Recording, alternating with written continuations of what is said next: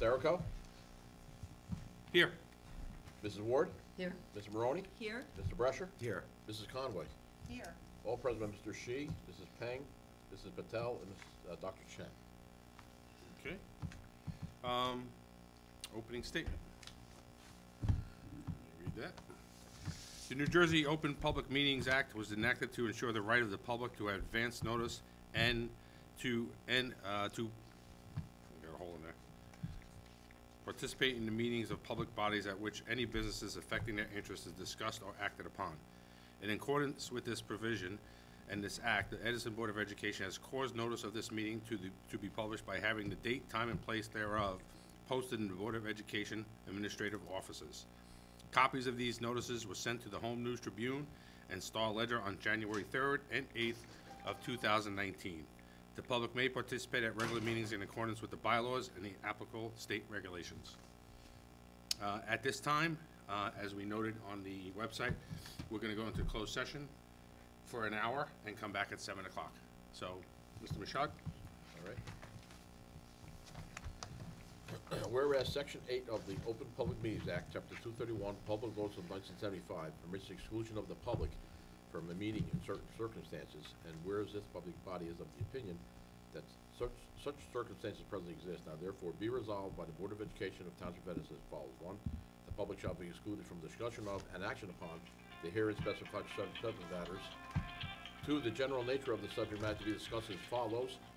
Attorney-client privilege discussion regarding board members' responsibilities. 3, it is anticipated at this time that the above stated subject matter shall be made public at such time that the need for non-disclosure no longer exists, and 4, this resolution shall take effect immediately. Roll call. Motion? Motion, I'm sorry. Mrs. Maroney? Mrs. Ward? Mrs. Conway? Yes. Mrs. Patel? Yes. Mr. Brescher? Well, he's on the phone. Mrs. Yes. Mrs. Maroney? Yes. Mrs. Ward? Yes. Mr. Errico? Yes. Oh, yes. All right, we'll be back at 7 o'clock. Thank you. Reconvene to open session, please. Mrs. Maroney and Mr. Brescher. Roll call, please. Dr. Chen? Here. Mrs. Conway? Here. Mr. Patel? Here. Mr. Brescher? Here. Mrs. Peng? Here. Mrs. Maroney? Here. Mrs. Ward? Here. Mr. Errico? Here. All present by Mr. Shi. Okay, at this time, please look over to your minutes for December 1st, 12th, and 17th. If there's any questions, we'll be approving those at the meeting on Monday. And at this time, it's time for administrative reports. Superintendent report, please. Thank you. It's my pleasure to introduce Mr. George Sundell of Sundell Associates, who completed our demographic study. Mr. Sundell.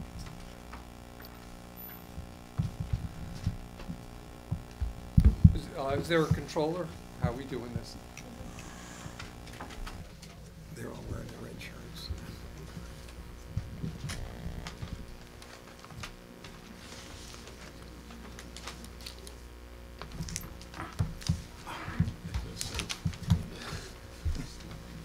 I feel safe. Everybody just pulls it.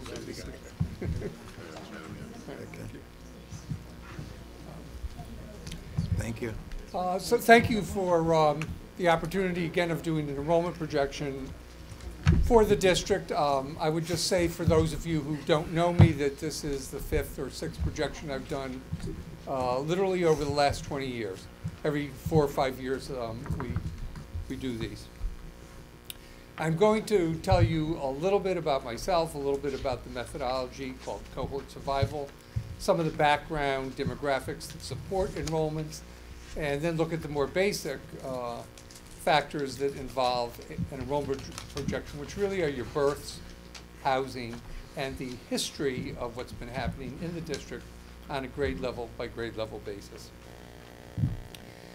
I've been doing facilities planning studies for almost 50 years, I hate to say it.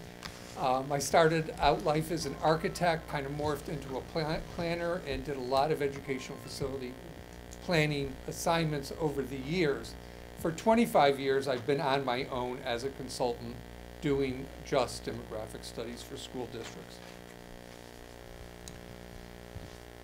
It's really a science, it's a mathematical analysis, it's a statistical approach. It's not really gazing into any crystal ball. So these are based on a statistical methodology that is used in, I think, nearly every single state in the union in terms of making projections for public school systems. Now, there are reasons why you modify that standard cohort survival methodology. It might be because there's closing some Catholic schools, let's say, in your area, or new cyber schools are making big inroads. Sometimes it has to do with changes in curriculum, or you've decided to bring back out-of-district students. All of these kind of things need to get taken into consideration. There are, in fact, nothing of that nature going on in Edison Township right now when we're going with a straight standard enrollment projection. Housing is the biggest thing that all of the districts see generally changing. However, since the recession, there's not been that much in Edison. There's one project, and we will talk about its impact in the near future. So there's 19 schools. It's also important not just to do a district-wide projection, but to look at it on the different geographical bases and to say what is going to happen at one particular elementary or middle school. And we'll talk about that approach a little bit later as we move on. We start with some identifying demographics like how many kids attend the public school system. Now, we find a big delay in entering kindergarten. There is, in fact, 28% of eligible kindergarten students who are staying probably in private schools. They've been there for 2 or 3 years while their parents are going to work. They stay there for the kindergarten before they move in. Once you're into elementary, middle, and high school, you're seeing about 10 or 11% of the students who are in a private or a parochial situation. This compares that public school participation across Middlesex County and what's typical in the state of New Jersey. So again, see, kindergarten, you're very low. Typically, they have larger percentages in kindergarten than you do. Otherwise, you pretty much are on balance with the state of New Jersey, but behind some of the statistics from Middlesex County itself. This is a chart showing population growth since 1930. This is a rear view mirror look at what's happened in Edison Township. And the purple line is New Jersey, of course, divided by like 1,000, I think it is, and in Middlesex County by 100. No, 1,000 and 10,000, yes. But in any case, you can see the growth in Edison. It parallels pretty much the state and the county growth. There's nothing unusual about what's been happening here. But what is worthy of note is between 2010 and the current estimate, there's not much change, okay? You pretty much are at a density that you're going to only have slight increases in population. This is what we call an age and gender pyramid. 0 to under 5-year-olds is that bar at the bottom, moving on up to the 90-year-plus age, each in 5-year increments. So I usually like to point out what I call childbearing age on the pink or the female side of that chart. And you can see it's rather large. That probably tells you that you should have a lot of childbearing age women in the community, so it tells you maybe you're going to have some kids in the district or not, because this, by the way, is a chart from the 2010 census. We'll look forward to the 2020 numbers. We're much closer to them, but of course, these are now 7 years old. But there did appear to be a lot of childbearing age women there. However, when we look at this chart now, this again is that rear view mirror look. On the left is 1990. So we see 3 charts really for each group, 1990, 2000, and 2010. So now if we look at that childbearing age group in the middle, we can see actually that between censuses, it has been decreasing. So while it looked like it was a large number on the age and gender pyramid, we can see that it's decreasing in terms of what we historically expect in terms of the number of childbearing women, and then therefore the number of new babies who 5 years later will enter the district. So that was the thing to note on this chart. Also, of course, if you look at middle age, each of those 10 years, it's going up quite nicely like a step. The same with seniors. So that tells you that the population is aging in place. People are staying in the town and getting a little bit older, And the older people who are already there are even getting older than that. Your seniors and your middle age is increasing quite nicely. Another one we want to look at is births, and as you can see, we peaked at 1,400 births back in 2007, and it has been on the decrease ever since then. It's been a little bit volatile in the last 4 or 5 years. You can see the peaks and valleys are getting a little bit deeper and a little bit higher. However, it is still on a downward trend. In fact, it is about 21 fewer births per year. Okay, that, in terms of, we can talk about a school district, that's almost a classroom. So every year we are one fewer kindergarten, and every year that kindergarten, the next year translates into a first grade. Okay, so we're actually losing 21 fewer births per year. That therefore really is an important number, a very important number to keep your fingers on. Is that going to continue? Sometimes births do turn around. Needless to say, there is 1 year in a 5-year enrollment projection for which we don't have a birth number, and as a substitute we use the average. It's the average of the last 6 years, because in fact, as I said, the births could turn around. I would note in the lower right-hand corner there that also your birth rate is a little bit higher than the state or the county at 13.5. You are higher than the state and county at 12. That's per 1,000. So we talked about housing, and here is a chart of both housing in purple and occupancy generally following about a year later in red. And we can see that it's significantly different from what it was, say, back in 2006 when there were 338 permits issued. Lately, we're talking more in the order of 60, 70, 58, as you can see on those latest numbers. Now, what happens when you have that kind of stable permitting is that it gets built into your cohort survival numbers. And I want you to understand that it's only when we have an unusual peak or a project of significance that we have to make any changes. And here is that project. It's the Rivendell one that you may be familiar with. 250 units are coming. I anticipated them in 2020 and 2021, and we have the count there for how that might be phased in. Generally, I call the developer and ask them how do they think it's going to happen. In this case, I did not get through, and that is of my own scheme, if you will. They're coming in the next 5 years, let's put it so. It doesn't matter that much whether I'm right or wrong on those years. Another thing that we like to look at is residential sales. All the existing housing in the township, how are they doing? Well, we know that there was a big recession leading up to 2008. We can see that peaked back in 2004 of over 2,200 units annually. And it took all the way up to 2016 for us to recover here in Edison Township.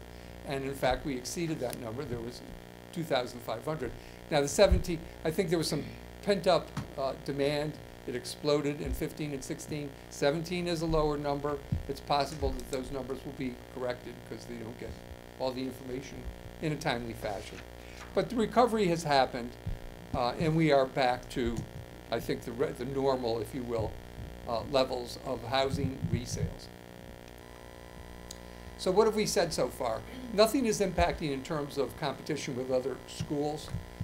Population has reached a point where it's going to be fairly stable. It was important to note, and we want to keep our fingers on the pulse of the birth trend because it is 21 fewer every year, and we need to know that number and keep our eye on it. The biggest thing is that our population is aging. Childbearing age decreased a little bit, and the preschool and the school age groups are actually relatively stable. Now, the residential permitting level is low except for the 1 projects. So I want to talk a little bit about cohort survival methodology because I've been talking about it a lot. And this is like just one corner of a spreadsheet. In the big standing oval, what you see entered is all of the births in those 5 years earlier from the years that you're seeing there.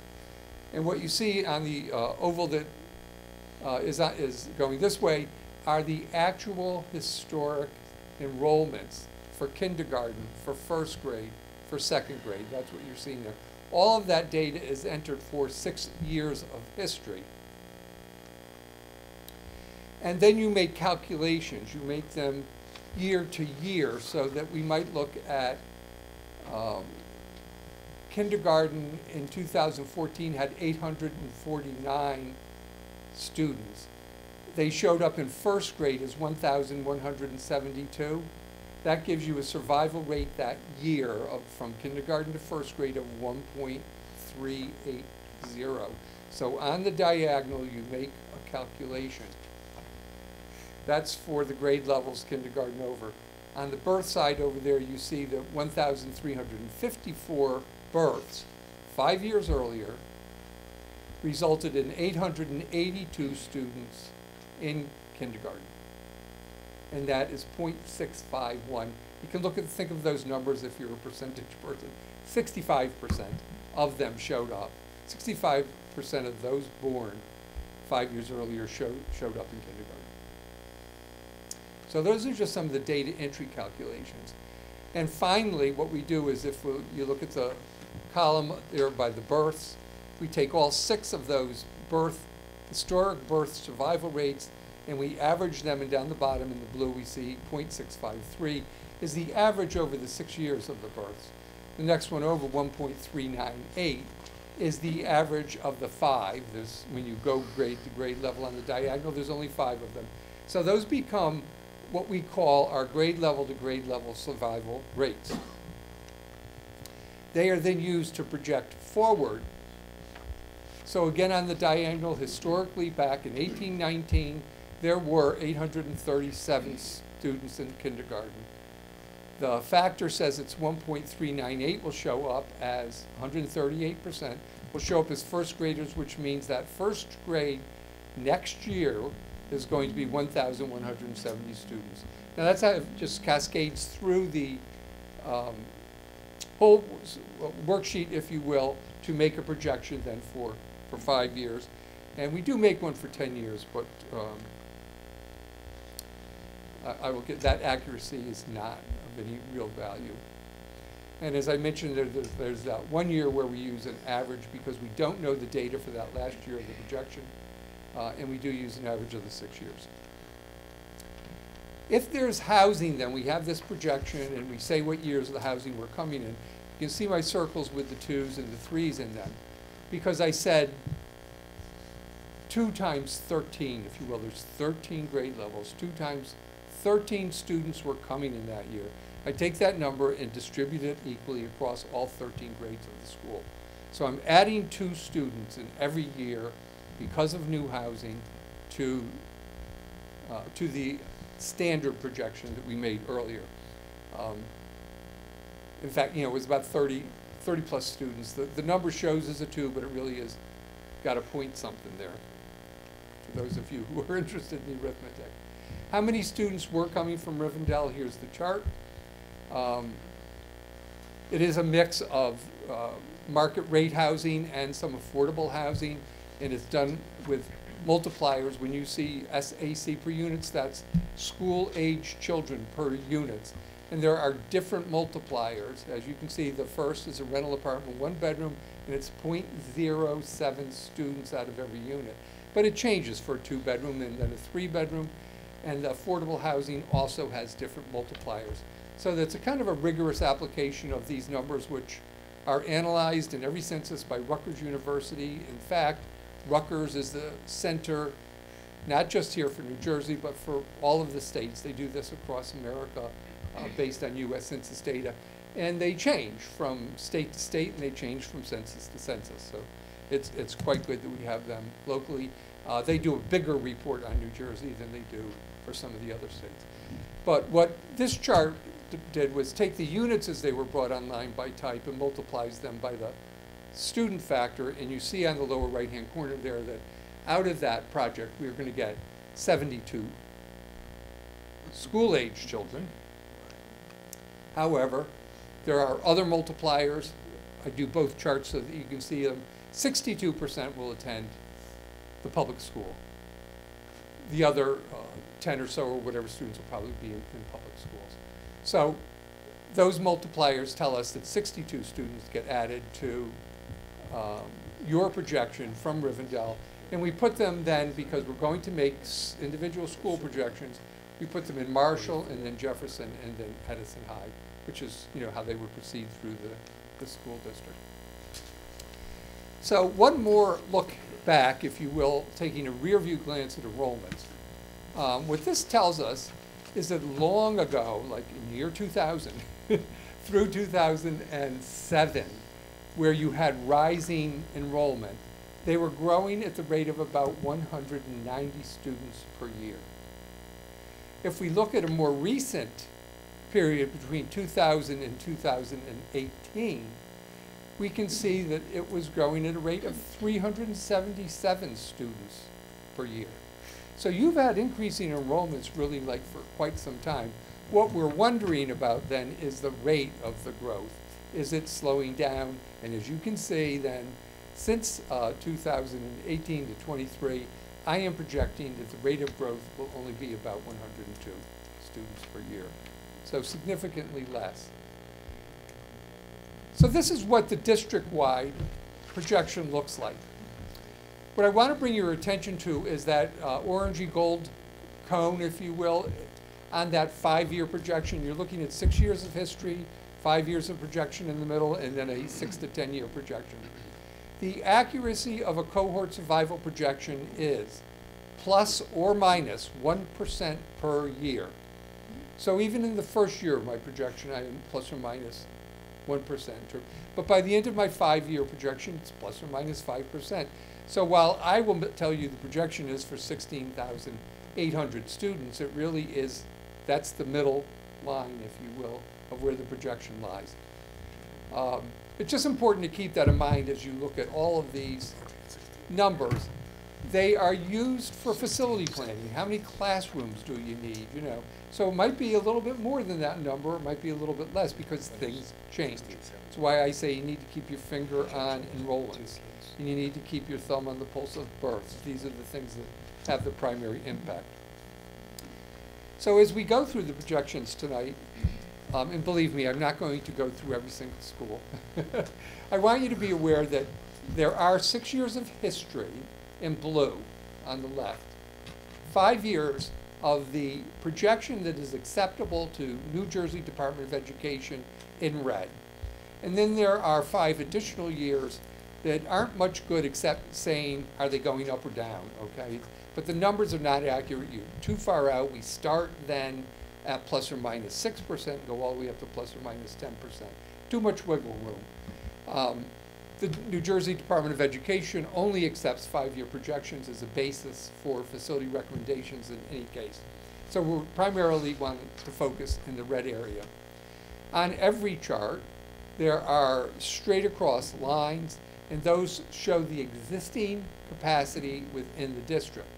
And there are 2 kinds of capacity. One is DP, that's in purple, it's district practice. And the other is FES, it's Facilities Efficiency Standard. Now, district practice is something that the district ought to be lauded for because they always can really get more students and make the buildings very efficient, okay? That number will be a little bit higher than the FES, which is a Department of Education number. What they say the capacity is, so that in fact it can level, if you will, all of the schools throughout New Jersey to a same, level playing field. And so they have a thing that's called FES. In your cases, you will always see that your district practice is above the New Jersey DOE practice. As you see, we've had increases in the projections, and we're going to have an additional increase by 510 students. Also worthy of note is that the enrollments are above both the purple and the red capacity lines, okay? It's been, I think, a well-known statement, whatever the facilities have been overcrowded really for quite some time. So we want to look just at elementary alone, and you can see this is going to be the significant difference. I told you that the district was growing, not at the elementary level, okay? We've had that peak, and now we are going to increase it, enter into, at the elementary level, a decreasing enrollment. So during that historic period, we saw 768 student increase. Okay. We are going to see a 533, the projection at the elementary level is for 533 fewer students. Okay. This is kind of good news. As you can see, at the end of the 5th year, we are projecting that the enrollments are almost going to be in balance with the district practice capacity. In the written report, then, there is not only the graph that I just showed you, which shows how the enrollments go up and down and what the capacity levels are, but there is a grade level by grade level, year by year table, so that additional or further analysis could be done, generally relative to district policy regarding number of students in the classroom and that sort of thing, to determine how many classrooms can be used. Middle school, contrary to the elementary, by the way, elementary is the only area that will be decreasing. We will see at the middle schools that we see an increase here of, while our historic increase was over 600, our projected increase is about half of that, around 300. And again, I'm not even pointing out that you're always above district practice and capacity. These schools are way above the capacity levels that they're supposed to house. So at the high school level, again, we see that historically we increased 477 students, and we are going to increase by a whopping 744 in the projected 5-year period. We were already over capacity. We just are stretching the limits further. So you can see the comparative elementary. These are all the elementaries put on one, and you can see there's a few anomalies there with the asterisk. School districts in the brown and the purple lines, they're getting a little bit larger increases, and that would have been based on their historic data. Otherwise, most of them are following along on the same course. These are things that you look at and stare at to get information from, but they're very hard to present in terms of what we're looking at. So at the elementary level, if we just looked at what is happening, these are October enrollment figures. It's a standard for an October report that goes into the state. On the right-hand column, you can see how many unhoused students there were. It's unhoused is a word that's used in the long-range facility plan to mean your enrollment is over your capacity, your stated capacity. So this is the FES. This is just the stated capacity that levels all of the schools in the state of New Jersey, and how many would be unhoused by that at each of the facilities. So you can see that at the elementary level, when we add them all up together, as of October of this year, we were 1,296, almost 1,300 seats short of what the state would have said we ought to have had. If we look at comparative middle school, again, we can see that they are not all following the same path. The 3 of them are pretty much going to increase over the next 5-year period. The line is the historic and then the forecast. I just want to say that you can't see them individually here, but Hoover will go up 120. Adams, 400 students. This is an increase over 5 years. Jefferson, Hoover will increase by 46. Adams by 131, Jefferson by 138. Wilson will actually decrease by 17 students at the end of the period. Now, so the question again is, these are the kind of things, what are they over capacity? Hoover's over capacity at the end of 5 years by 120 students. Adams, a very large 400 students. Jefferson, 240, and Wilson again, despite the fact that it lost 17 students, will still be over capacity by 530. Okay? It's way out of whack already today. Despite a decrease, it still will be the largest efficiency in terms of students. This is the current October numbers. You can see again at those 4 schools were about 1,300 seats short. And we also have a chart that compares the two high schools. Edison will gain 247 during the 5-year period, and Stevens will gain 487. At the end of the 5-year period, Edison High will be short by 900 seats and Stevens by 1,300 seats. Now, I'm giving you FES numbers. It's the lower of the capacities, okay? The district does an excellent job of scheduling rooms, and the district practice numbers are different. And I'm sure the board will be looking at these numbers in greater detail to figure out what it is that they need to do in terms of facilities. And so we see about a 2,000 at the 2,000 deficiency in capacity at the high schools right now. And that's the summary here. We said that it was increasing by 510 students over the next 5 years, but K to grade 5 is decreasing by 533 students, but that does not eliminate some glaring, capacity problems. And again, I don't think I said it at the time, but your biggest capacity problems will be at Madison Intermediate, Marshall, and Lincoln. The other ones begin to almost approach the district practice capacity, so they're not so much of a problem at the end of 5 years. We'll see increases at grade 6 to 8 and increases at grade 9 to 12, both of which just exacerbate the current problem, which is that the schools are over capacity. Thank you. Thank you. George, thank you very much. Your line graphs reminded me of my last EKG. But, Any questions from the board members? Mrs. Conway? You spoke about the increase at Rivendell being for 250 units, you're only going to get 72 students out of there. Years ago, there was a building group called the Oaks and the Maples.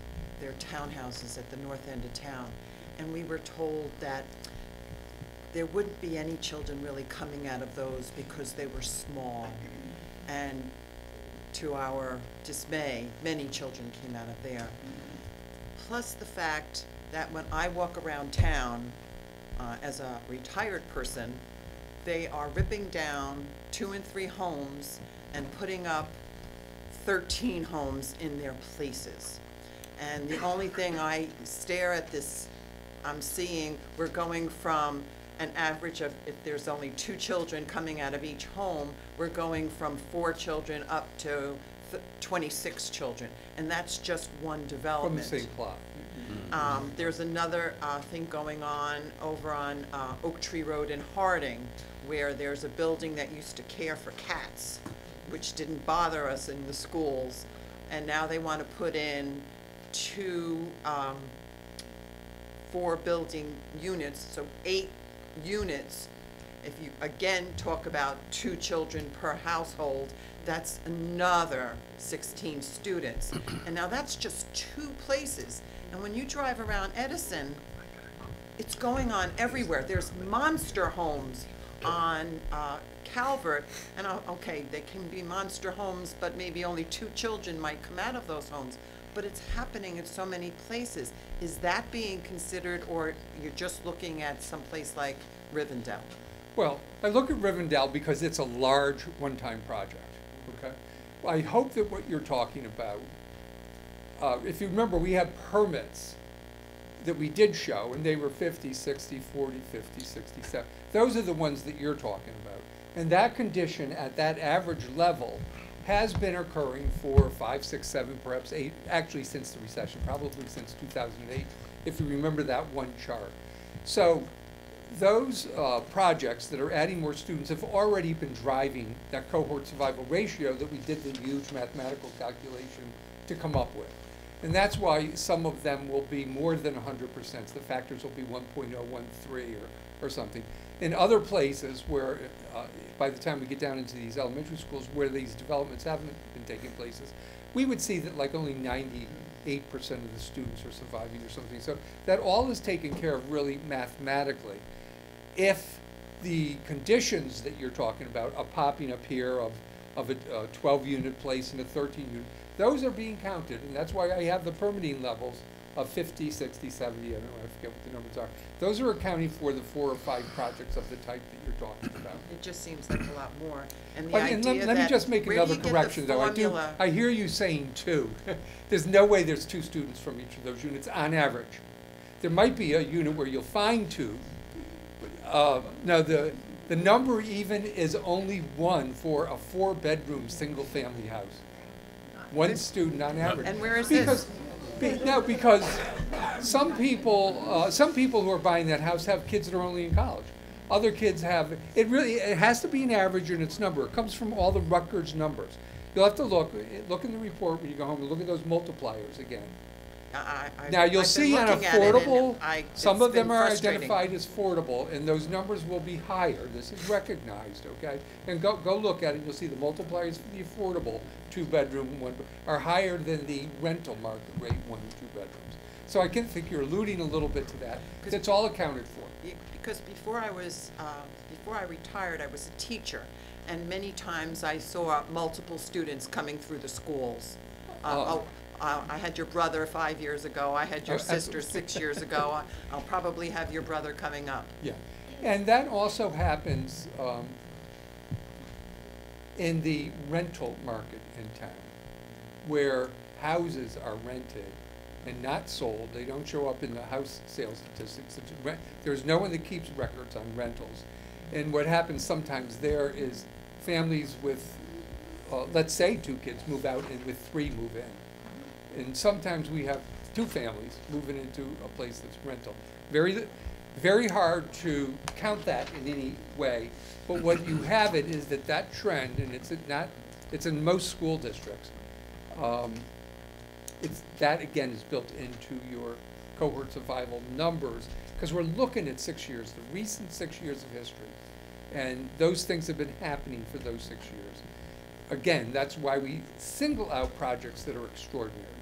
All the other ones are ordinary trends, and they're built in. My only other question is, for the past 6 years, we did not have full-day kindergarten.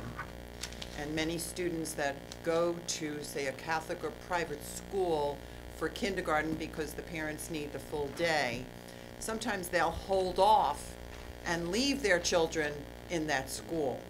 But if our intention in the near future is to get full-day kindergarten, have you taken that into consideration of affecting the kindergarten and other grades? I haven't, but I have done those studies.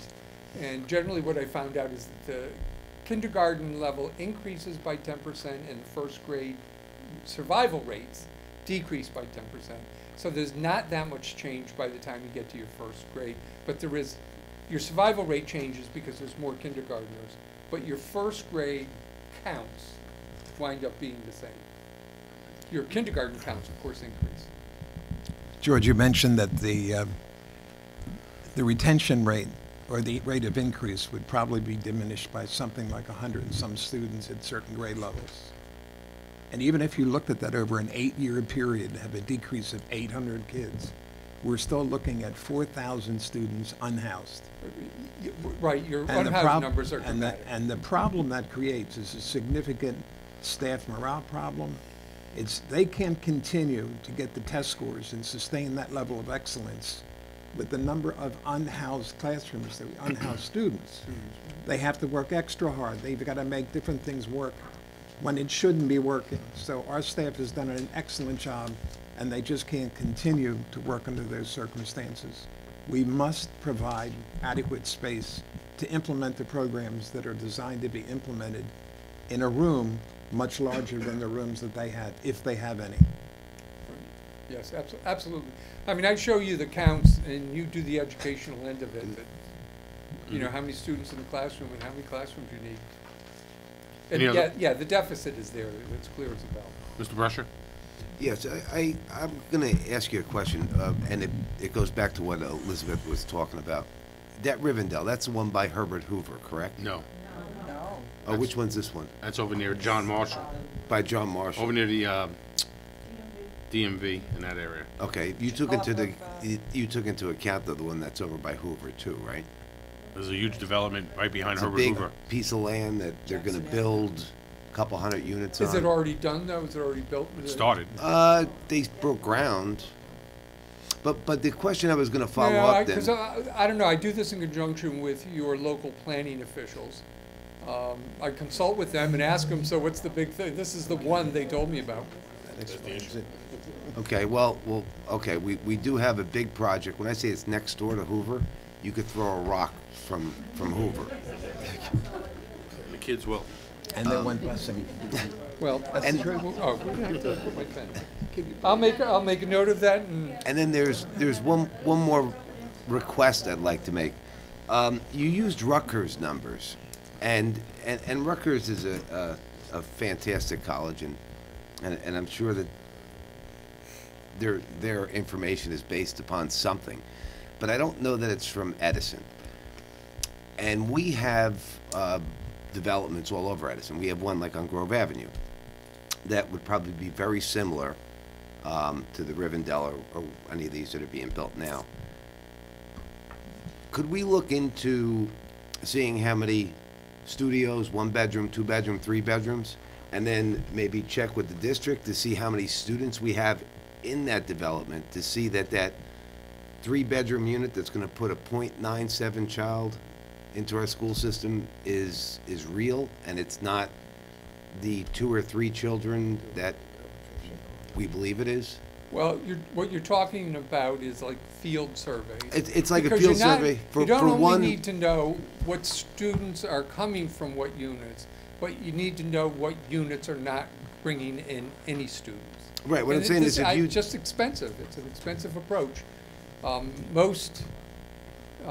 Most people are thrilled that Rutgers does this analysis. What they look at is all of the houses that were new, considered new in that 10-year census.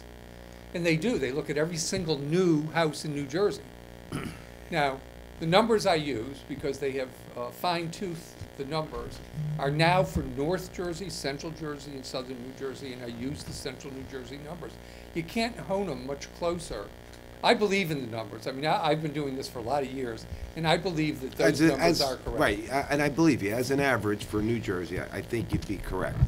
Everybody, and and I- let me, if I can interrupt you, every district thinks that they have a worse problem than everybody else in terms of how many students come from the listen, units. I believe it, and I would just like to, let's say, see that as a fact, as opposed to just using a generic number by the state. And that's why I was saying if we did a census on just the one unit, and we could pick one on Grove Avenue, that I think is very similar. One north end, one south end. It doesn't, I'm gonna say it's probably the same, but Yeah. those units are probably similar to what they're building in Rivendell, or by Hoover, anyway. And I know from our data, we can just, that's pretty simple for us to just tell you how many kids we get from that development. It would just be a matter of you getting the Unit counts. information from the township as to how many units there are of each Yeah. type. I know, and sometimes they're not as helpful, obviously. You tell me there's a whole nother project that I'm not even. Because you know what, right, I know, but it doesn't, I'm gonna say this probably doesn't come from me, but I've heard this from other people when we talked about those numbers and they came from Rutgers. And we giggled a little bit because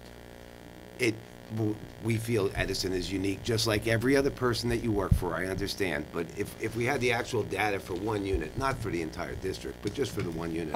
Call Princeton. Call Princeton and ask them about this. They paid a demographer to do exactly what you're saying, in fact, with every development in town, and they just trashed his enrollment projection. It was way bloated. Oh. I don't know, you spend a lot of money doing those studies, and you don't really wind up with a more accurate projection. Again, if you will, the enrollment projection is based on births. I And- thoroughly watched your whole presentation. I have no So problem the with it. impact of Rivendell, I was even just- if I'm wrong, Yes. is minor compared with just the normal things that are happening in your district in terms of births and cohort survival ratios. The 62 students, Whether it's 100, And 20 or It's 62, the lesser it's impact. not the big impact. Now, if you have 2 or 3 of those going on, if I really did miss one, that may be important. Let me Well- find out about it. Well, right, but I'd like you to just show me that number. I'd like to see what that is for one development. I can give Paul the number, I'll give you the one development name and we can get that from the town, but I'd like to see that. To see that these numbers are, like I said, I'm okay with Rutgers, but Rutgers isn't Edison. Well, and the problem is that there's a lot of criteria that goes into why there's so many students in one, and that really is why we do surveys for large geographies and use an average. You know what, 'cause There's a like when we proper- looked at this, that birth rate, right, has been going down for a bit. for some time. Right. And the housing really isn't like we're building a whole bunch of new houses that you're showing. Yet we end up with hundreds of extra students every year. So I guess where I'm trying to go is that if all the numbers are showing that it goes down, but our students are going up, they're coming from somewhere. It isn't an in and out migration problem. And again, you want to spend more money and do more investigation. You have statistics that are readily available from your own in-house censuses that are I think it is a lot students of in the the flipping. district less than 1 year. And you can look at them, or you can look at the addresses based on that, and see who's new and how many leave. You can get all of that numbers, but it may make someone feel more confident, but really it's just a waste of time. I mean, the cohort survival projections are generally acceptable and generally accurate. I would, honestly, nobody ever pays me too often to go back and say, well, was it really true? But there's some districts, I work in Princeton now. I'm on my 4th or 5th projection. They just passed a referendum based on those numbers. In Tredyffrin Easttown over in Pennsylvania, I'm on my 7th annual projection. Lower Merion, I've done 5 projections every other year for them. And they know, they stay with me because my numbers are accurate. And the numbers that I said were going to be there are there. Not that they don't change every time but this is an accurate methodology to use. I would just, doesn't mean we can't do more for you, we can. But sometimes you're spinning wheels or spending money that's not necessary. George, do you do, other than the straight correlation, do you do a multiple year average of the averages? I generally don't, because I just find what they wind up doing is giving a district 2 or 3 to look at, and it's really confusing. To me, it's confusing, and I find that these numbers, the ones where I have stayed in districts time after time, they just find reasons that the numbers are accurate for cohorts of One thing in Edison that I noticed, and I've only been here a short time, the turnover in the housing really produced a lot of children that weren't there before on the original owner. I mean, that original family may have had 1 or 2 kids there, and all of a sudden the turnover represents 7 or 8 kids. Have you any way of factoring that in or seeing how the variability Well, again, of if that? it's a regular trend, if it's something that started 7 or 8 years ago and you've been finding it every year, then it's built into those cohort survival rates. It's nothing unusual. It may be increasing at an increasing rate or increasing at a decreasing rate. But again, we will have found that those increases are in those cohort survival, the year-to-year cohort survival But rates. if you're using a 5-year linear correlation on that, you're not going to pick up the trends on a 5-year delineation. You've got to go back either It's 5 average, or right? 5 or I 10 am years. using averages. I'm using averages and not trends in the projection. Yep. So, you're saying the state-wise average number can really predict Addison's number, like projection-wise? Well, yes and no. I already told you that the accuracy is plus or minus 1% per year. So even by the time we look at that 5-year projection, which is what the state looks for. In other words, what do I mean when the state, they want to look at that FES number because, and I show it to you because FES is on what the district would get reimbursed on. And if you ever did have a program you wanted to build some more classrooms, that FES number is the one they'll use. It compares you with everybody else in the state in terms of how many dollars you're going to get from the state. So do they believe the numbers? Absolutely. They have huge financial formulas based on them. But do we also know that the studies by the universities, and that's where you get these rear view mirror things. If they said this was going to happen in a cohort special projection, did it? They're the ones who have documented that they're accurate plus or minus 1% per year. So we do know that even 5 years out, it's plus or minus 5% accuracy. I just find it hard to believe that, like, district like New Brunswick or Piscataway, where Rutgers is going to have the same projection as Edison. But No, you it's the mentioned same methodology, not the same projection. okay, but you mentioned Princeton. So what happened? I mean, how expensive to do like a small area survey? And you mentioned Princeton threw Well, a number away. They did more than a small area. They looked at every housing project in the last 10 years and did a field survey. They did what is being suggested at many housing projects. And they Not, threw it you're away. suggesting doing a test at one or two. And they throw the number away because it's bloated. And I'm sorry? You said they throw the number away because it's bloated. They threw the study away because it was inaccurate. Yes, they found out that what was said to be happening did not happen.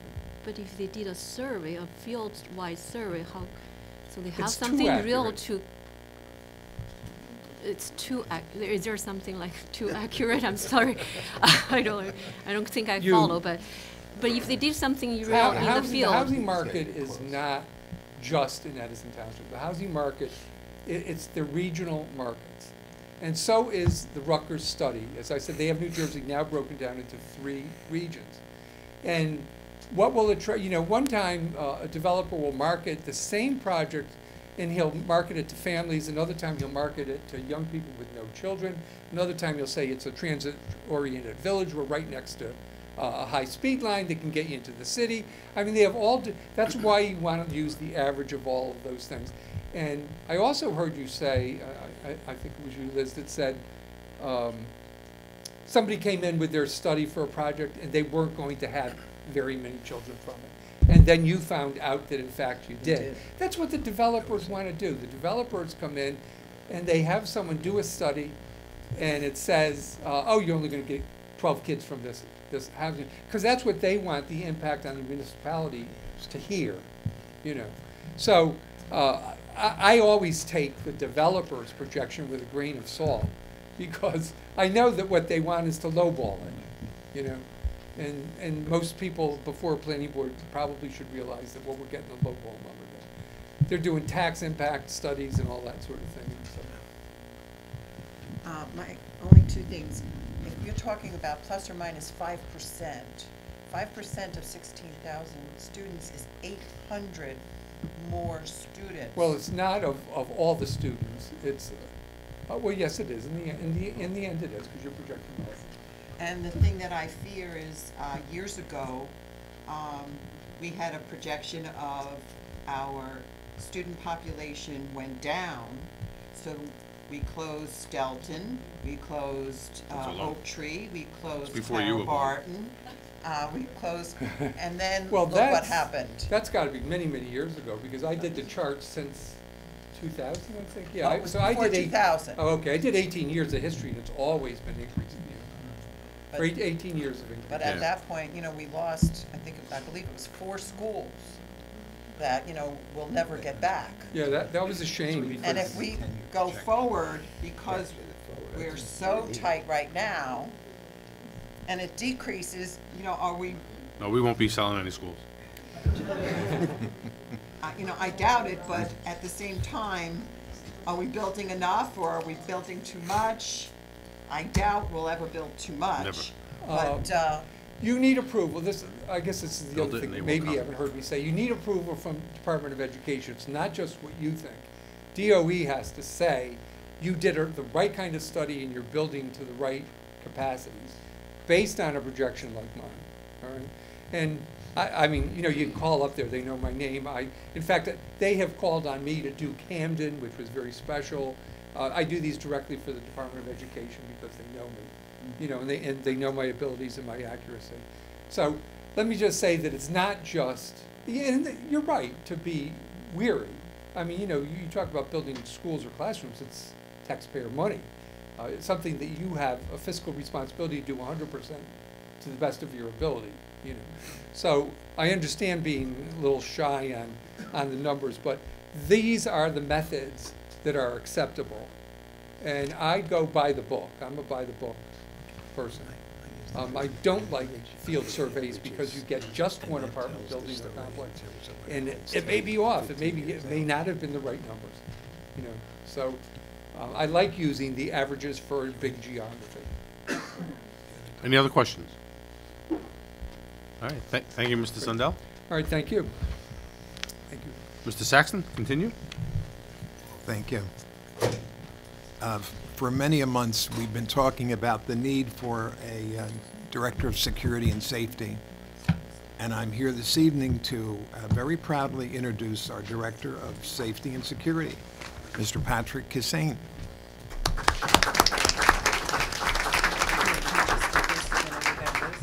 Well, I just want to give you some background. Pat gave me 4 pages, but I reduced it down to 1. I'm only kidding. Patrick Kissane was a Marine Corps member, veteran in the Persian Gulf War, retired Deputy Chief of Police in Fort Lee Police Department, served as an operations commander and overall supervisor of the patrol and detect divisions. He was served as a police liaison with the Fort Lee School District, as well as designated counterterrorism coordinator for the borough of Fort Lee. Patrick Kissane is a member of the New Jersey K-12 School Security Task Force, chaired by the New Jersey Homeland Security Association.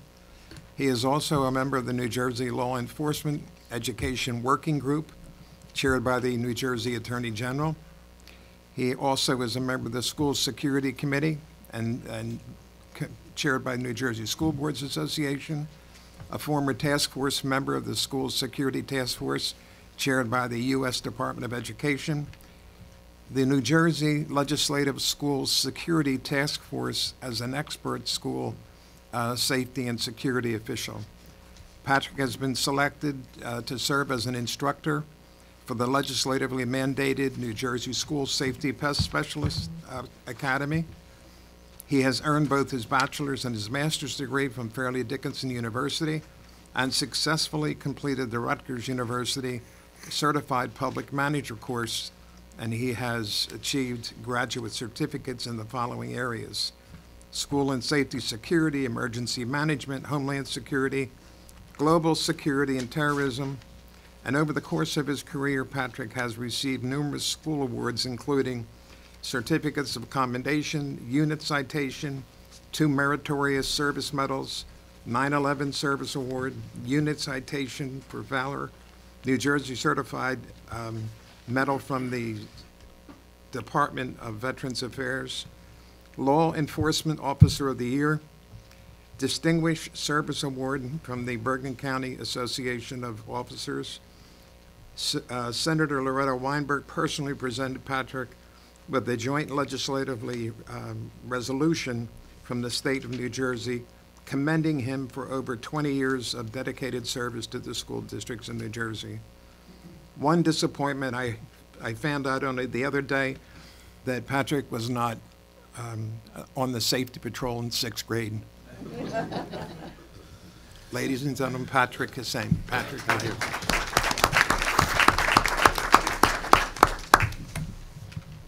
All right, now we're going to have, Deborah, you want to do your presentation?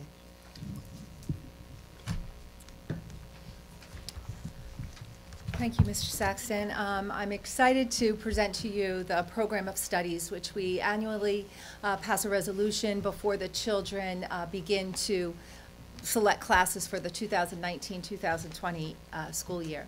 So I'm only going to this is what the booklet looks like, 75 pages. It'll be posted on the Friday board agenda, but I will go over some highlights, and you'll see the highlights are in response to many of the student requests that have been coming in the last year. So these highlights reflect the work of the entire secondary team over the last year and perhaps even longer.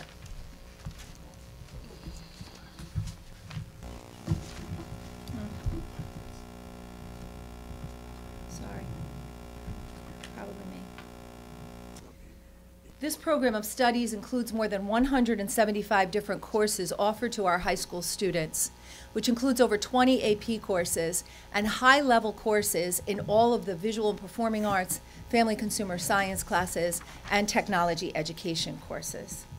During the school day, our students sing, cook, run, read, build, code, design, write. In short, they learn how to problem solve, question, and they learn about themselves and what they want to become.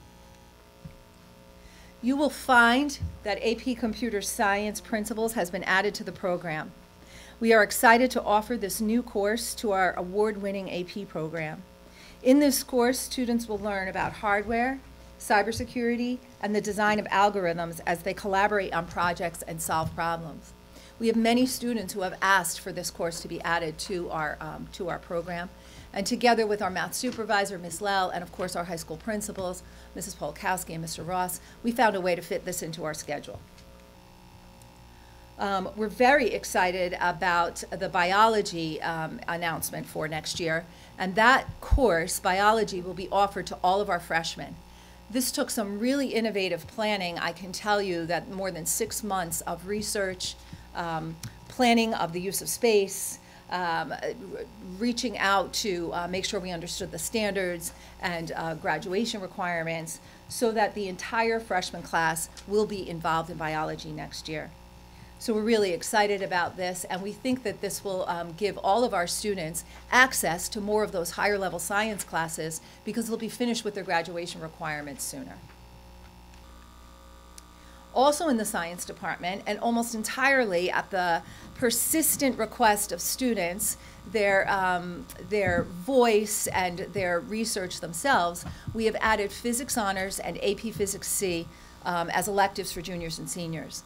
Physics honors comes for juniors who may not want to take an AP Physics class, but who definitely want to stay on that honors track. And AP Physics C is one of the AP tests that is taken by more students in our schools than even the tests that we offer in the school, because it's well respected among the college community. We also have AP Environmental back. You may recall that last year I came to you very disappointed that we did not have the enrollment to maintain AP Environmental, but with some creative scheduling and some lab space, we are going to put it back into the program. And if enough students want to take the class, we will offer it. We're really excited about American Studies, which is a new elective for juniors and seniors, a true interdisciplinary semester-long course. After a year of research and development by the English and Social Studies supervisors, Ms. Sedaris and Mr. Maleg, and with the input from teachers, students, and alumni, we're excited to have this course, which will answer the essential question for our students, what does it mean to be an American? By critically looking at race, ethnicity, and gender through literature, historical documents, and the arts. Finally, I would like for you to stay tuned on our dual enrollment program.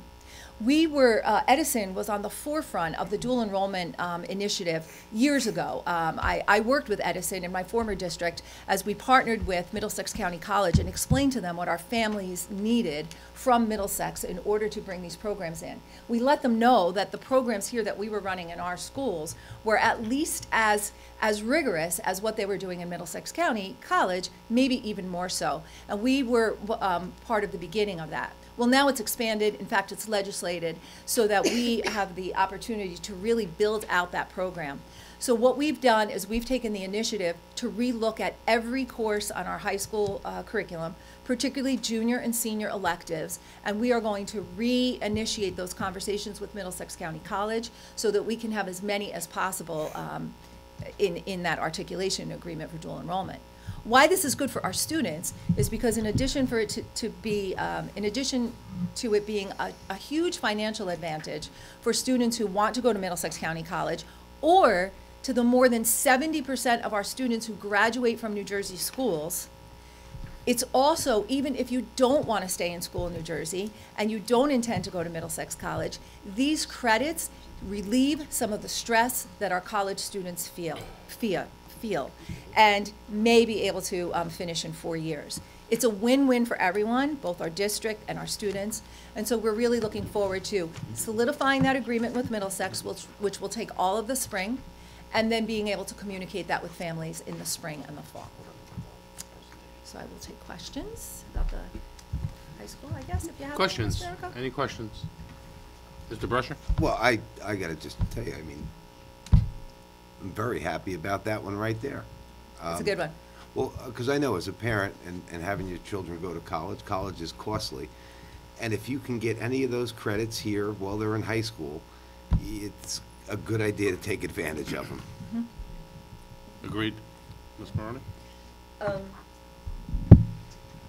I agree with Mr. Brescher, especially since, as I've seen students and been talking and working with students in our middle schools and high schools, even our elementary schools, how advanced our students are. They truly are exceptional. When I was in a class of fourth graders and they were talking about becoming physicists, and they knew what they were talking about. So our kids are way above, I think, the average, and certainly are on that college level probably by the time they're sophomores in high school. You're absolutely right. The rigor of our curriculum rivals most of our college courses. Anyone else? Yes, Ms. Conway. I just have to do it. Elizabeth Conway, 20 Netherwood Circle. You want to switch? My question is, if they can use high school courses and get credits from Middlesex County College, then it will go onto their transcript, and if they choose to, after Middlesex, go on to Berkeley, those credits will now transfer from Middlesex to Berkeley, I cannot guarantee that because only the college can. because I know some people have told me students take the AP courses in the high school, and many of the colleges don't accept it because they want the money. That is also true. I But think if you they, did it through Middlesex County College, would they have a better chance, is what we need to find out. Oh, we have the data, and we know for sure that sometimes it depends on the advisor that you meet that day. I think they don't accept the quality points, but they accept this, they give you a credit of C. But if you had an A, let's say at Middlesex, they're not going to transfer the quality points associated with an A as you transfer into the school. They'll give you a C, but they won't give you an A. I think most parents are thinking about the $4,550 it costs for those three Yeah. credits. Well, The law in New Jersey is that all New Jersey institutions must accept the credits from Middlesex County Correct. College. Most New Jersey institutions play by those rules, but we're in no position to guarantee that all will. That is true. Anyone else? Yes, Ms. Patel. I know that the financial literacy now has to be offered at the middle school level. Do we have a plan for the type of courses we're gonna be offering for that? We have a plan in place, actually, that's been piloted in one of our middle schools. It's a great plan. It's an open source curriculum. It is completely aligned. There are currently standards for financial literacy for 8th graders as it is. So a lot of that is embedded within our social studies curriculum. But at the Middlesex County Assistant Superintendent's Roundtable that we just attended, we were told to stay tuned for further regulations coming from the state. So right now, our plan is to embed the current standards as they exist into the social studies curriculum, and stay tuned. There's no call at this time for another course, but we're listening hard. Anyone else? Thank you. Thank you. Yep, you're welcome. I'm going to jump around the agenda a little bit and go back to the recognition portion will be done at the public meeting because we want it to be read into the minutes. And if it's done now, it wouldn't be read into the minutes, and we certainly want to give those students public credit for their achievement. The other thing is a real sensitive issue. We're talking about the contract with the police department in terms of the implementation of our security plan. And I have to give my accolades to Mrs. Ward, who diligently spent hours in going over that document line by line and picking out points of vulnerability. She was joined by myself and also our new security person, Patrick, whose background and experience was of tremendous assistance. I think conceptually, the board members who attended that meeting with the police department, conceptually, I think it has a lot of merits, but when you start to put it down on paper and see the reality of what they were suggesting, it also has a lot of vulnerability. So I'm tabling it with the board's permission. Again, Patrick and I met with Captain Shannon. Right, for almost 3 hours today, going over line by line, because we want to put this on an express trip to get it approved. So we're planning on having it for the February meeting.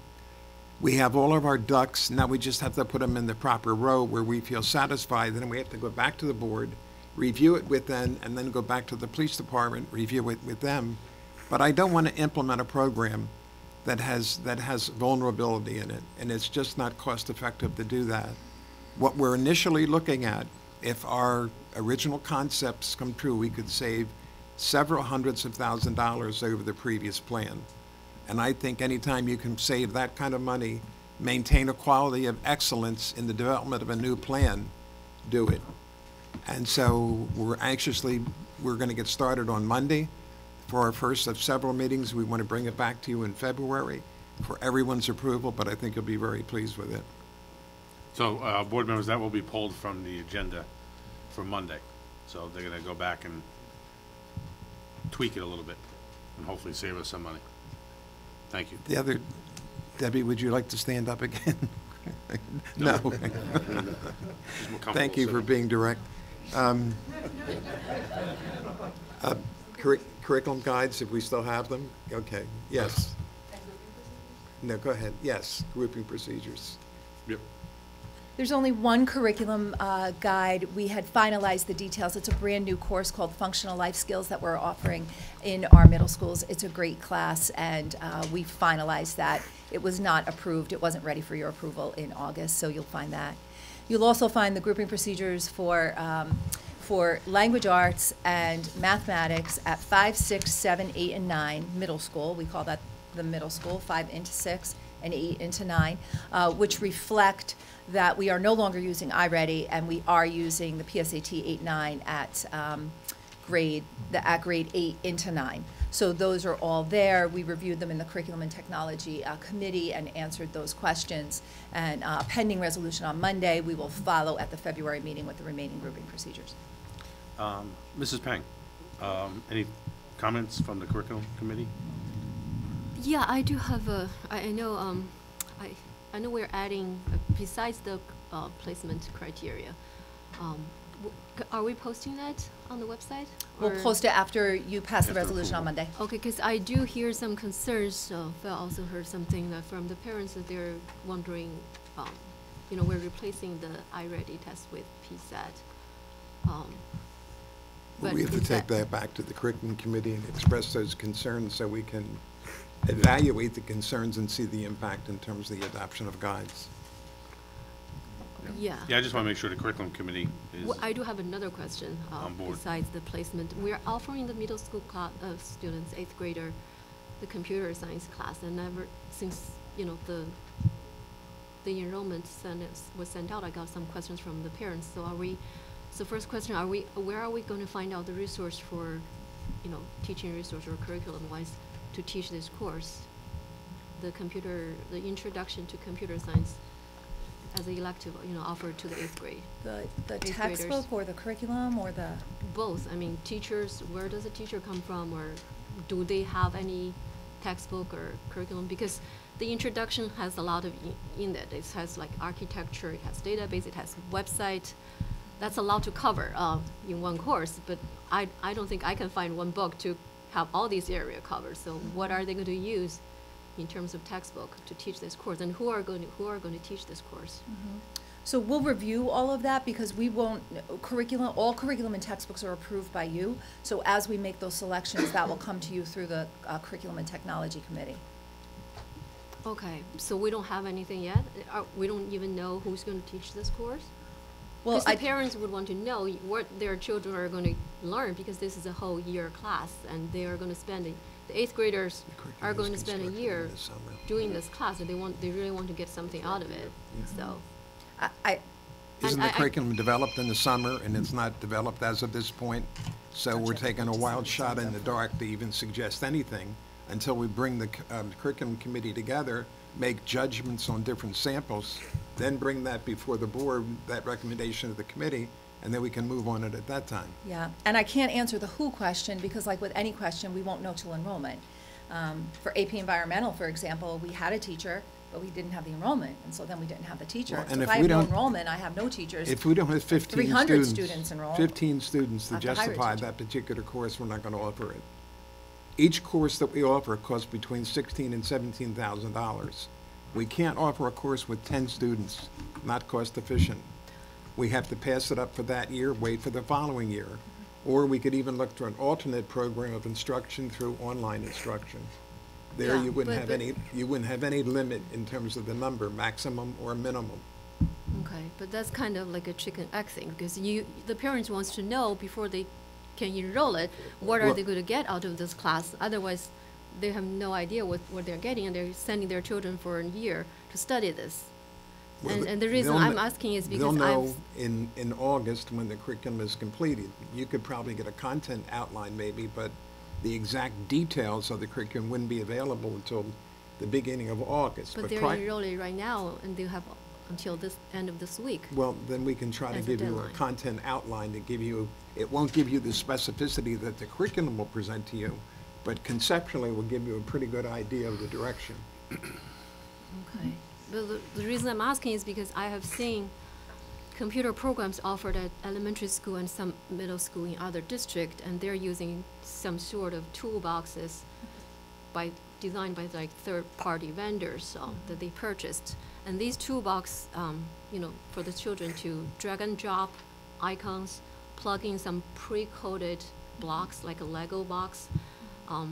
As a computer science major and who graduated from University of Chicago with a master's degree in computer science and who has been working in this industry for more than 15 years, I can tell you those are really not about computer science. They're a fun tool to play with, but they're really not giving the students a real idea about what computer science is. So I just, again, we are teaching 8th grade students. And they're going to spend a year out of this.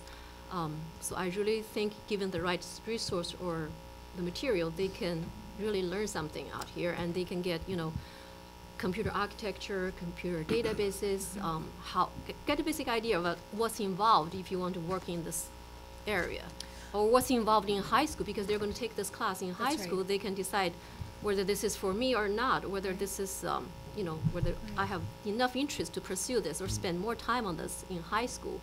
And that's critical, because we all know time for high school students is really, really, precious. And I hate to see that they spend a Right, year on waste. this class thinking that they can enjoy computer science, but when they go to high school, they're going to find out it's totally different story, and they're even struggling with their grades. So I know that Mr. Saxon wants me to wrap this up, so I will let you know that in the brainstorming, I brought together lots of people. We've done a lot of research already. I can't presume that you're going to approve what we recommend, but based on what we've recommended, it's an open source material that is used nationally. It covers architecture, it covers cybersecurity, it covers database, and it leads students to the AP courses. So I do think you'll be very satisfied with the work. Okay, that's great. I mean, the I- idea was great. It's just the Janet, I still implementation has think to that be. you make several good points, Mhm. unfortunately, none of which could really be addressed at this time, and they should really be addressed by the curriculum committee, where we can focus solely on those particular issues. But you have good points, and Yeah. thank you. Okay, thank you. Okay, just Yeah. one quick question. You said instead of the iReady, you're gonna be going with the PSAT 8-9 Only for 8th and to 9th. for their curriculum and their courses. It's just one piece of the recommendation for procedure, the recommendation procedure into And honors. what time of year, I don't wanna know what date or anything, but what time of year is that given at the beginning of 8th grade, It the was middle of 8th administered in grade? December. It was already, okay. And that gives you time for scheduling, thank you. Thank you. Thank you. Unless you have something else? No, Would you like to, I did say no. would you like to sit or stand? only kidding. I lost my place on my chart. Field trips. We have 6 field trips, most of them coming from J.P. Stevens, some of them reflecting band and choral adjudicated programs, and I think we always look forward to that. The next item we have is a professional development activity, and it's like a smorgasbord. All but 2 of them are in the state. 2 of them are out of the state of New York. Okay. Oh, no, I did. I did mention the school recognition programs to be done at the public meeting. Yeah. Because the minutes go, thank you. Professional development activities, we have, again, a large number of professional development activities, all focused around the core content areas. Out-of-district placements, we have actually two placements were terminated, 3 new placements, 1 alternative placement, and 1 mediated placement. The professional development activities out-of-district covered professional development plan. Again, we're focusing on the activities that respond directly to the core content areas. How do we improve our test scores in English and math, especially algebra, which are going to be part of that grouping process with the English and math would be algebra based on a 100-point program. That wraps up all the problems I have. Problems, Jeff? You should begin to hear the problems I have. No. Thank you, that Mr. concludes Saxton. my report. Thank you. Mr. Mashad? Thank you.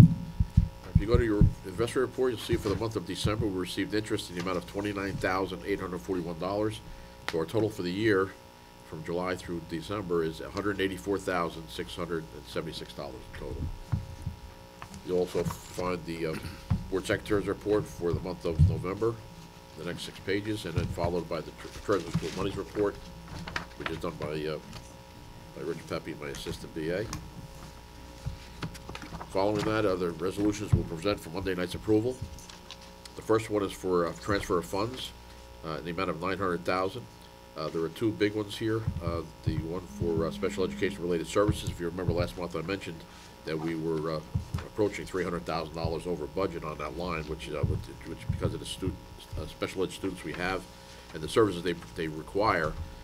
The services, as you see every month, we have additional professional services for related services approved by the board.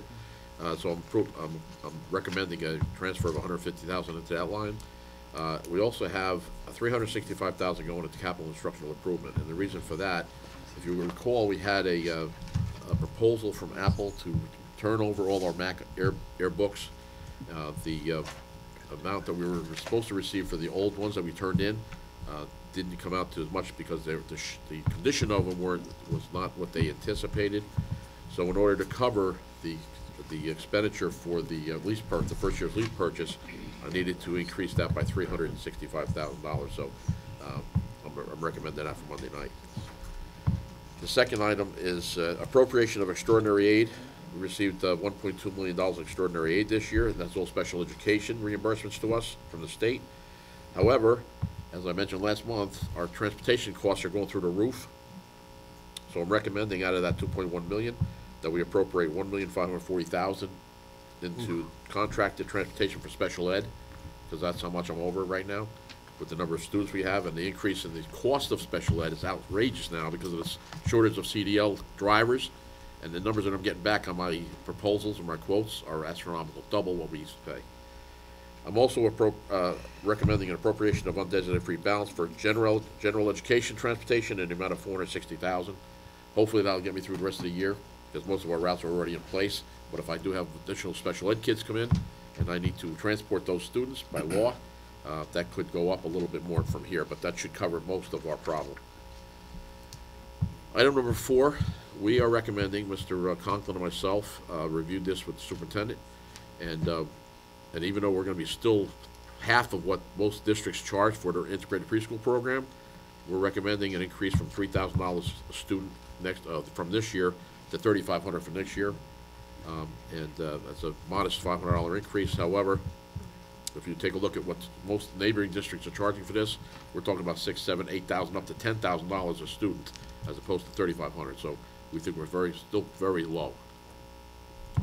Next item is the non-public security aid monies for the non-public schools that we go through the Educational Service Commission. And again, every month we have to approve these in advance of the purchase order going out from them. This is no money coming from the budget, it's state money that comes through us directly to the non-public schools, and it's handled by the Ed Service Commission. And the number 6 is the technology, same thing. We actually have 4 different categories for non-public funding. Transportation, not transportation, security is one, technology another, textbooks is another, and nursing is the 4th. And then we also have a 5th one, which is what they call Chapter 192, 193. That's special education funding. That's also handled by the Ed Service Commission. Item number 7 is a list from 2 schools of obsolete items that we'd like to have disposed of. Item number 8 is the bill list, which everyone has a copy of, and some of the board members had called me about several issues on there. If you have any questions on that, please call me. But the amount for December 31st is $24,025,309 in total. And a copy of the bill list was provided to each board member, and I can answer any questions you have on that. And the last item on here is the transportation report. As you can see, there's a few more jointures, so we try to go through jointures as much as we can from the Ed Service Commission. It's listing about 6 different routes that we have to approve for this month, for this year, for the rest of the school year. Most of them started in January, but we do have a couple that we're rescinding actually for displaced students that were jointures with the Ed Service Commission. That's actually saving us a couple of dollars. So this should net out to a small increase in our total line. Hopefully the transfer I just made will cover that. And that concludes my report, Mr. Arago. Thank you, Mr. Rashad. One more item from Mr. Saxton. It's the HIB report.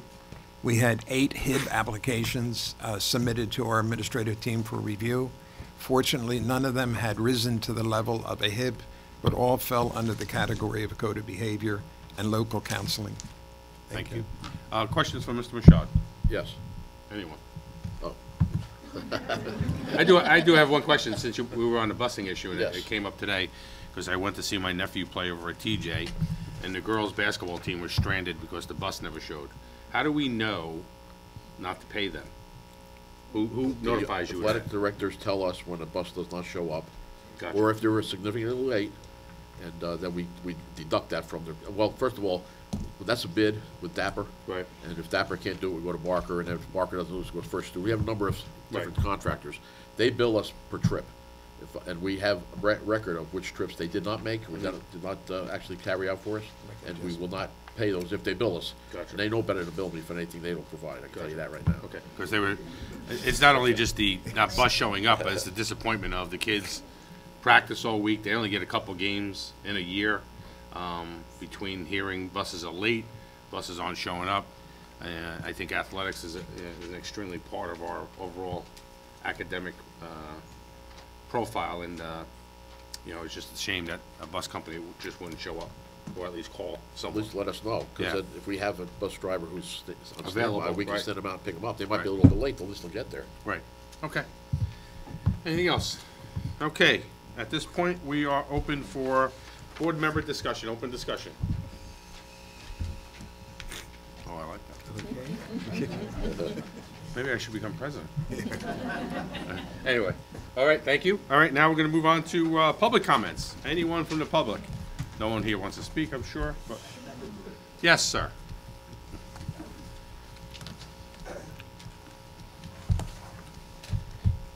Anthony Deameron, 15 Rodax Circle. When I was here a couple weeks ago, I talked about the DARE program. I don't mean to be a pest about this, but I really feel it's kind of important. There were statistics that came out recently regarding Narcan and stuff like that, and overdose rates over the last 10 years, basically since the DARE program's been out. They're scary. They're just really scary. And I'm not like a stat person, so to speak, because they could be skewed depending on where you're looking. But I think it's just something that we should be pushing towards, hopefully to the start of the next school year. So I won't give up on this. I apologize now, but it's something that I feel it's very important.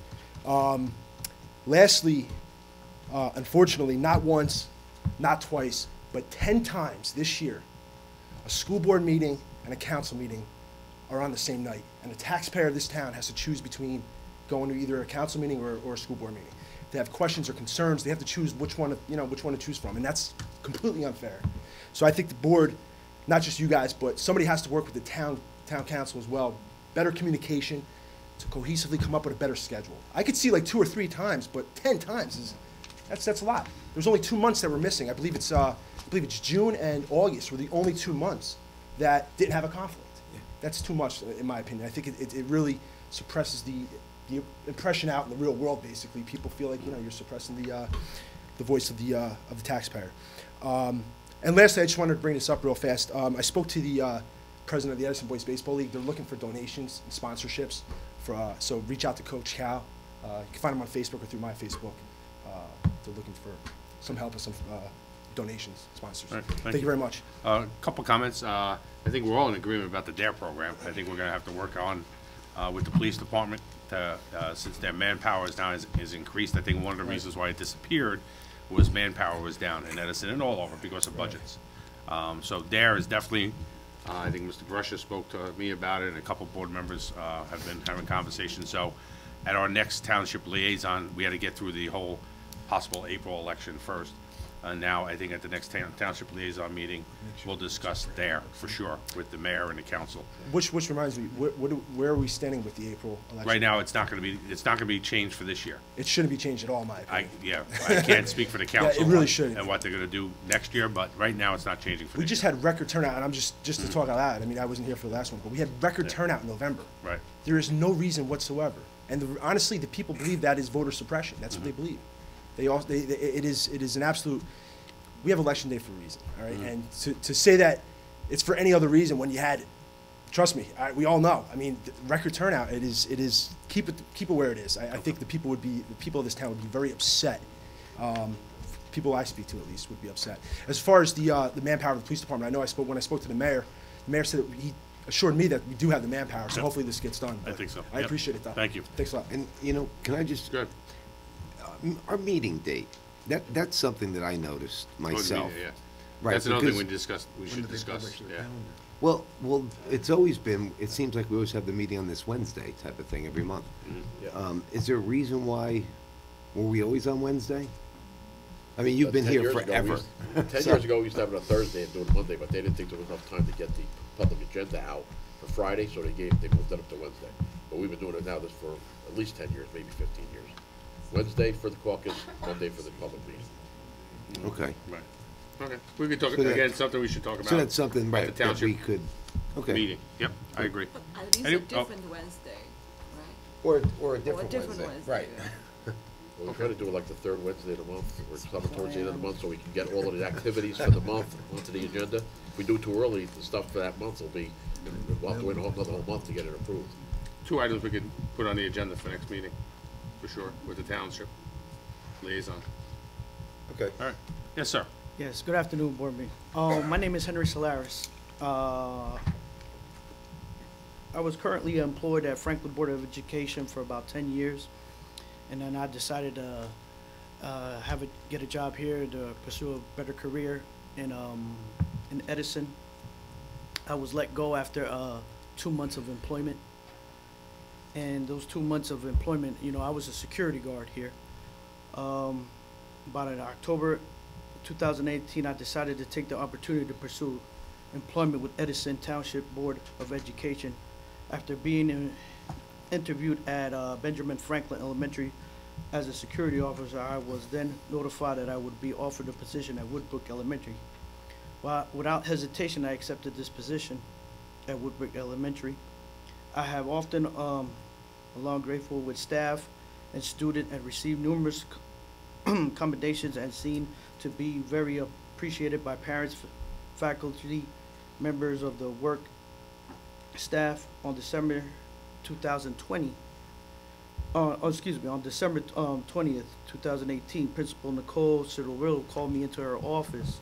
She then told me that she didn't feel that I was the look that Woodbrook was looking for, and she decided to let me go with no reason given to me. The no look that we are looking for, it really hurt me.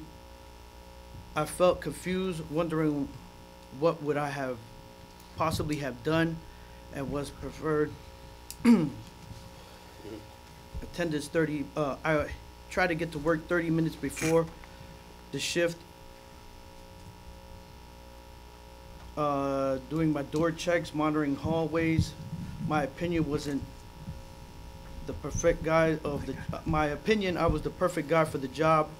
With the help of the past work experience in schools, the following day I was told to report back to work. Still puzzled by Principal Cirillo was letting me go. She then told me my options, whether the conditions, she then told me my opinion of the weather condition gave her the impression that I wouldn't want to be serving, excuse me for this, I didn't want to be of service of work. On December 17th, I recall asking her opinion pertaining the duties during those frigid cold weeks on December. What do you think is substantial or for the children to be receiving these sessions? As I was told, the children outside regardless of the conditions, so they would be receiving fresh air in extreme cold weather. Anything over 32 degrees, I don't mind them going outside. I then told her, you know, there's numerous children that are sick, and for me to be out 2 hours without a break. And if I may? I have these letters, so I would like to pass it around. I would appreciate your comments, but I'm sure that you realize that we can't discuss any personnel matters at a public meeting. If you would come into my office tomorrow, I'd be more than happy to sit down and spend some time with you and find out what the root of the problem is. Thank you. Okay. I would. All right, thank you. Good night. Thank you, Mr. Solaris. Anyone else? Yes, Mr. Johnson. Oh, I'm sorry. Hi, That's all right. my name's Gretchen Harvey. I work with Tender Smiles for Kids, mobile dentists. Thank you for letting me speak tonight. We have a mobile dentistry program, and as one of the hygienists, I'd like to tell you some things about our in-school program, which is it's designed to bring access of dental care to as many school children as possible. A little known fact is that there is a study put out by the American Journal of Public Health that shows a direct correlation between academic performance and dental health. Children who receive regular dental checkups and preventative care are more likely to score higher on standardized tests and perform better academically. I mean, can you imagine trying to concentrate on studies or take a test if you've got raging toothache and pain? So our mobile team of caring professionals offers radiographs, exams, cleanings, sealants, protective sealants, and fluoride as needed. The cost to the school district is nothing. Tender Smiles receives reimbursement for services from insurance plans of eligible children who are within the network, within the insurance network. We accept all Medicaid, New Jersey family care insurance plans, as well as many private plans. Uninsured children are eligible for a complimentary screening and polishing. After we see each child, we give them a sticker and a toothbrush. They return to their class. A report is then given to the parent indicating if the child has cavities or a need to follow up because they have, needed necessary work to be done, or if they're good and they have no decay and everything is fine. The children miss minimal class time. Parents love the convenience of our mobile program. If a child requires treatment, we inform the parent, and the child is welcome to come to one of our Tender Smiles for Kids offices, one of which we do have in Edison. And if they want to go to another provider of their choice, that's absolutely fine.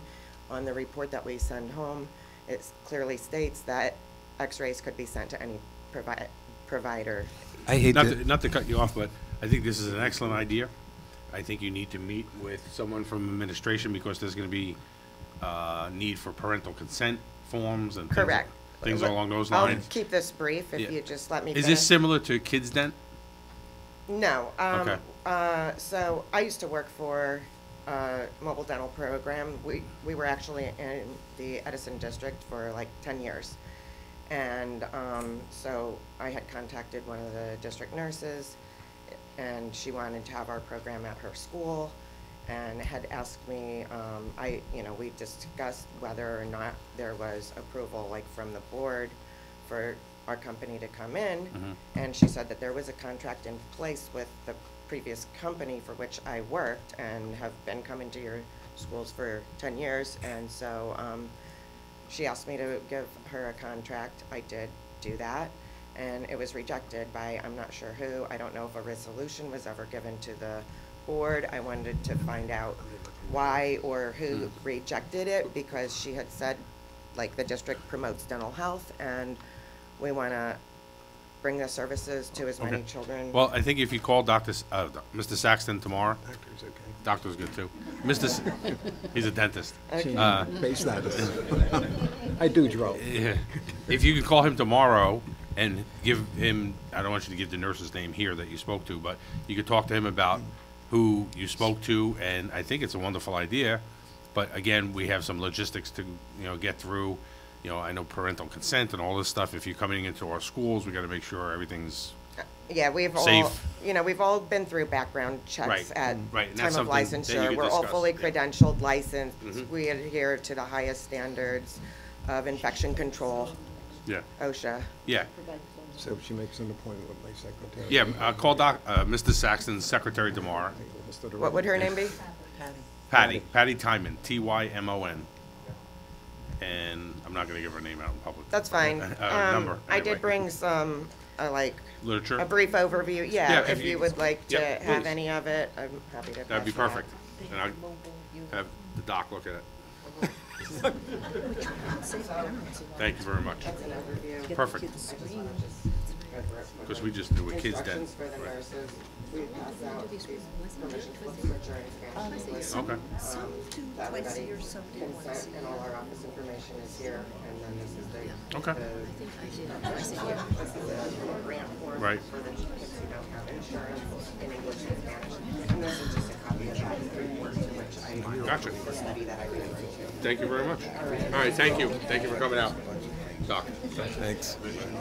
Gretchen Harvey. Calling you. Gretchen Harvey. I'll look forward to it. All right, anyone else? Oh, sorry, Mr. Johnson. Uh-oh. It's a new thing, no more paper. It's on your phone now. Just let the phone. Going green, Joe. Joseph Johnson, 407 Durham Avenue.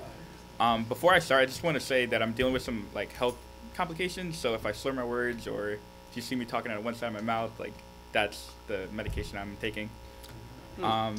Family, friends, and colleagues. First and foremost, I would like to take a moment to recognize the life of the late great Dr. Martin Luther King Jr. Dr. King's life and legacy is unprecedented. He stood up in the face of racial, political, social, and economic injustice, and ultimately paved the way for people like myself to stand before you today. Dr. King made the greatest sacrifice by dedicating his life to providing a better future for all of us. And on the eve of Dr. Martin Luther King Jr. Day, I would just like to remind all of us that his life and legacy is one that we should all try to emulate. With that being said, I would like to thank everyone who has helped with the first ever Lena Harris Foundation Mentorship Program. I cannot thank you all enough. I also wanted to remind everyone of 3 important dates. The first, February 9th, the Saturday, which is the projected start date of the program. February 17th, which is the trip to Monmouth University. And the end of the year banquet, which is April 6th, 2019 from 2 to 4 at the YMCA JCC in Edison, New Jersey. And the Lena Harris Foundation is also giving out 2 scholarships, one for a high school student going to college at JP Stevens. So a high school senior going to college next fall. And all you have to do, I guess, go to the guidance counselors and ask to figure out some more information in regards to that. And we're also giving out another scholarship. All you have to do is just email lenaharrisfoundation@gmail.com. And that's another that's anybody, high school senior from anywhere, just going to college next fall. That's all the criteria. And once you email the given website or the given Gmail, I'll forward you the scholarship information. Thank you. Joey? Yep, I'm sorry. Sorry. Joey, add a third scholarship to that. We'll talk details later. Okay. Mr. Johnson, February 9th, where are we starting this program? J.P. Stevens High School. What time? From 10 to 12. 10 to 12? Yeah. J.P. Stevens. I like the planning because it's after the Super Bowl. So Yeah. it's very important. And on the 17th, Monmouth University, is Yeah. that open for people to come to, or is that just a program itself? It's just for the program. Just for the program, okay, so Yeah. if a board member wanted to come and observe, if not, no big deal. They can pay for their own ticket. Okay. I'll drive myself. I brought over 30 basketball tickets, like Okay. game tickets. So we're Oh, probably you're gonna going have some to a game extra. too? Yeah, Okay. it's, Oh, yeah, we're going to a very game nice. too. Okay. Yeah. All So right. if anyone wants to come and All right, we'll talk further about that. yeah, okay, okay. All right, And the thank you. Thank you. Banquet Oh, starts the at- banquet is April 6th. Excuse me. 2 to 4 at YMCA. From 2 to 4 at the YMCA JCC in Edison. Edison, yep. Yep. I got that. Thank All you. right, thank you. Anyone else from the public? Oh, sorry. Did you get your bus? As of right now, I don't know. Oh, sorry. No. Well, based on today's middle school, good luck. Mrs. Patel asked if I have received the bus yet, and as of right now, I'm not sure. And that's for the Monmouth trip? Yeah, that's for the So Monmouth trip. we got- Yeah. The 17th. It's Sunday, right? It's Sunday, yeah. Sunday, yeah. Sunday, Yeah, we should have no Should be a problem with problem. that. There should be no problem at all. So you have a bus, Okay, have a thank bus. you. Thank you. Consider it done. as per Ralph Errico. Yeah, send me the bill. I'll drive it. Partridge Family. All right. You guys don't know who the Partridge Family is. Big fan. Anyone else? Anyone else from the public? All right. At this time, Mr. Mashad, we're going to adjourn to privileged session, please. All right. Can I have a motion? I gotta read Oh, this you gotta one. read that first? Yeah. Okay. Whereas Section 8 of the Open Public Meetings Act, Chapter 231, Public Laws of 1975 permits the exclusion of the public from a meeting in certain circumstances, and whereas this public body is of the opinion that such circumstances presently exist, and therefore be resolved by the Board of Education of the Town of Edison as follows. 1, the public shall be excluded from discussion of and action upon the herein specified subject matters. 2, the general nature of the subject matter to be discussed is as follows. Attorney-client privilege discussion regarding student issues, employee and former employee matters, contract with the Edison Township, construction litigation. Under personnel, we'll be discussing resignations and terminations, appointments, leaves of absences, changes of status, longevity, substitute staff, hourly food shopper, rate, John Adams Middle School Learning Academy, Elementary Literacy and Math Academy, J.P. Stipes High School Saturday Academy, Elementary Family Night, 2018-19 co-curricular appointments and coaching appointments. 3, it is anticipated this time that the above stated subject matter should be made public at such time as the need for non-disclosure no longer exists, and 4, this resolution shall take effect immediately. Can I have a motion, please? Mrs. Conway and Mrs. Maroney. Who was the second? Ms. Maroney is the Okay. second. Mrs. Mrs. Conway and Mrs. Maroney. Right. Okay. Dr. Chen? Yes. Mrs. Conway? Yes. Ms. Patel? Yes. Mr. Brescher? Yes. Mrs. Peng? Yes. Mrs. Maroney? Yes. Mrs. Ward? Yes. Mr. Errico? Yes. Oh, yes. We're going to convene to closed session. We will not be coming out and taking any further action. So if you have no other business, have a good night, and see you on Monday.